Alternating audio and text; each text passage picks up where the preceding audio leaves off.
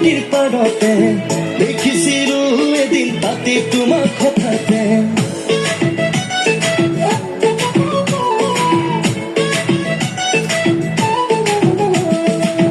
গাৰো পাহাৰৰে শিৱসা নদীৰ পাৰতে দেখিছিলো এদিন তাতে তোমাক হঠাতে কিনো ক'লা চকুৰে বহুজন ভাষাৰে সময় ৰহ লাগে ৰৈ গ'ল তোমাতেই মৰমে পাখি মেলিব তাই গাৰো ছোৱালী